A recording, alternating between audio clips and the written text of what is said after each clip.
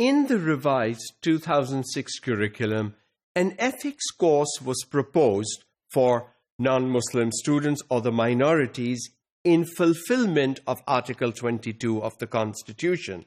However, lots of students still don't have access to the ethics course, or for that matter, even a textbook on ethics that would help them understand the different minority groups of the country.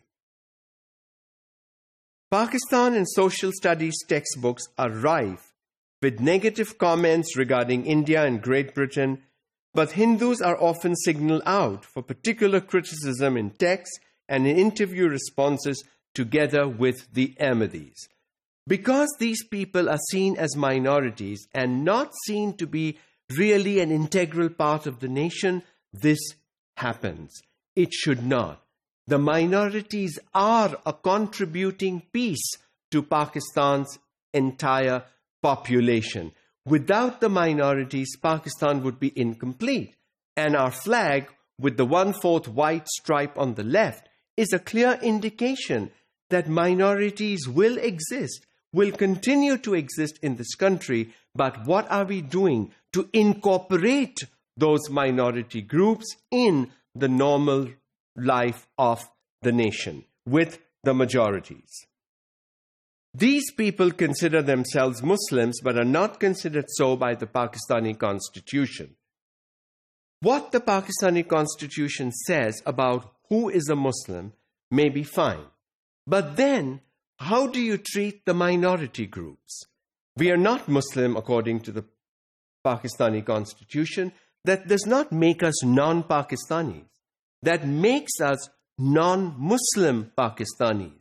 We are still Pakistanis, and a lot of us minorities would like to contribute, would like to do much more if we were integrated with the majority into the daily runnings of daily life. And we would be contributing constructively to the progress of this nation.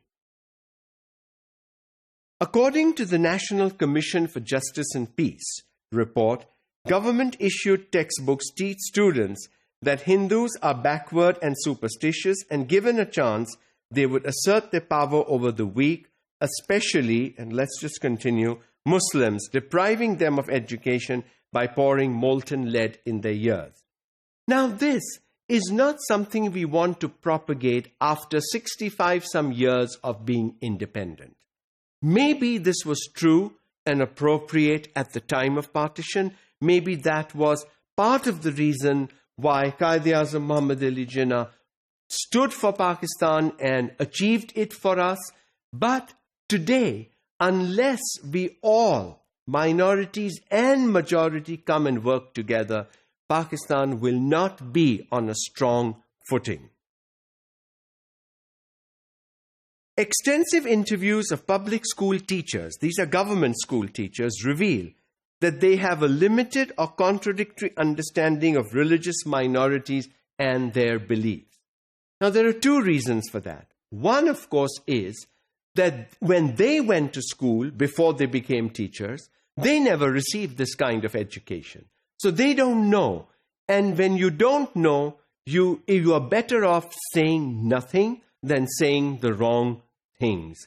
That is why today it is absolutely critical to include multi-religious education for all our students to understand that this variety exists, it is there, and we must learn to live in a tolerant society so that everybody can contribute to the growth of this nation. Public school teachers often advocated respectful treatment of religious minorities. So, the teachers were not saying odd things about religious minorities. They professed that yes, they exist. But to talk about them, they had no idea. And therefore, simply professing that yes, these minorities exist is not enough. And this is reflective of the teachings in the Quran. Teachers are generally more favorable, predisposed towards people of the book, which is the Christians, the Muslims, the Jews. They tend to profess that. But Hindus and Sikhs that don't come as people of the book are not seen in the right way, even by teachers. And unless teachers begin to understand that this diversity is there are people of the book, and then there are people not of the book, but they are still in Pakistan. How do you make those people contribute to the progress of the nation? And the people of the book, as I said, are Jews and Christians. Then they are toward the non-monotheistic traditions. And we've just talked about that, so we won't spend too much time. Public school teachers seemed equally divided between those who considered Islamic sectarian differences to be inconsequential and those who found them to be highly significant.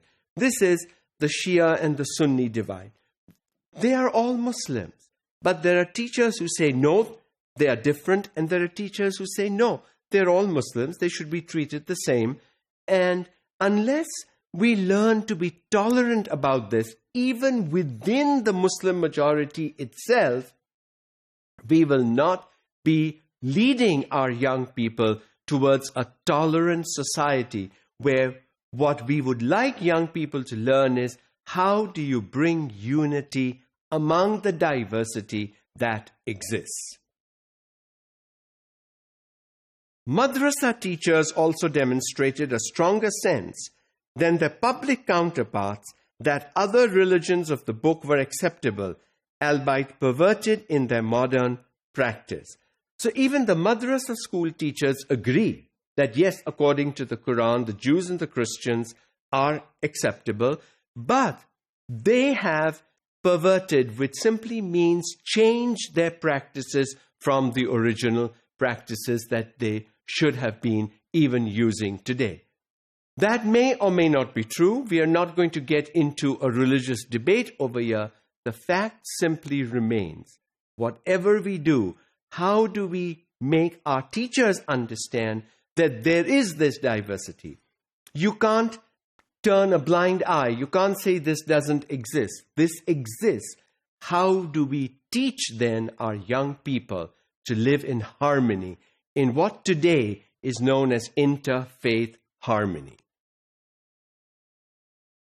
Madrasa representatives demonstrated some clarity about the legal status of religious minorities in Pakistan, but were in various ways less tolerant towards them.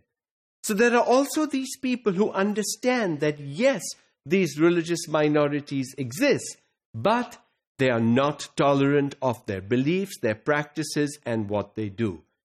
If only accepting the minorities is not going to do it, accepting the religious minorities and then learning to live with them in a harmonious way is what will help make a better future for our students and for Pakistan itself.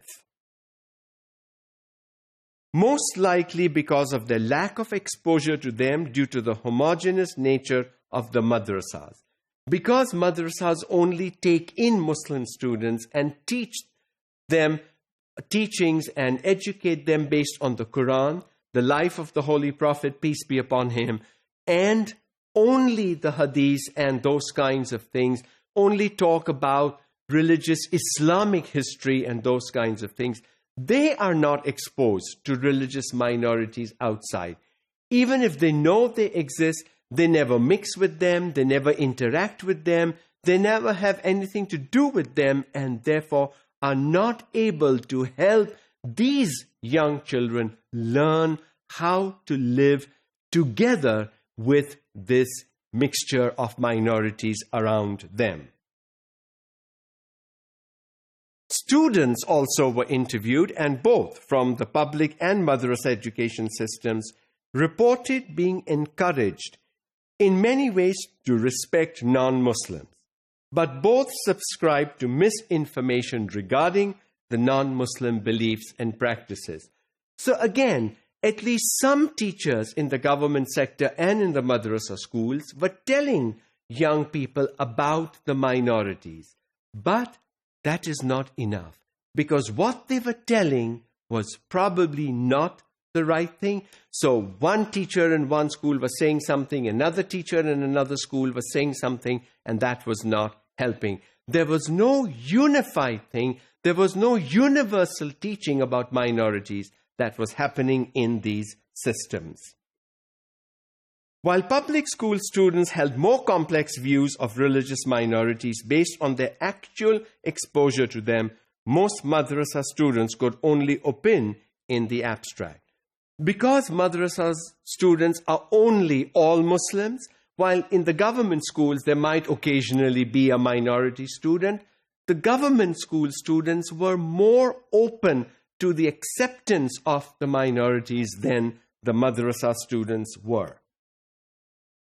A large portion of public school students could not correctly identify religious minorities as citizens, and many were skeptical about the potential for religious minorities to assist in the development of Pakistan, which means that although they understood the religious minorities exist, they were skeptical. They were not sure. Should we mix with them? Should we not mix with them? What shall we share with them? What shall we not share with them?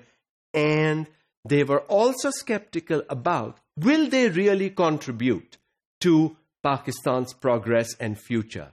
Now, if from the past, some religious minorities that have done well and good for the nation were also highlighted together with the majority people that have done it, I think there would be more acceptance among these students about minorities and their fruitful contribution to the nation. An overwhelming majority of the public school respondents stated that the teachers teach them to respect all religions and their places of worship, beliefs, personalities, rituals, and books. So that's something good. At least the teachers are saying these minorities exist and you need to respect what their beliefs are, what their books are, respect their places of worship and their going about in daily life. As my mother used to say, practice your religion, but respect all others. That is what will lead to a tolerant society.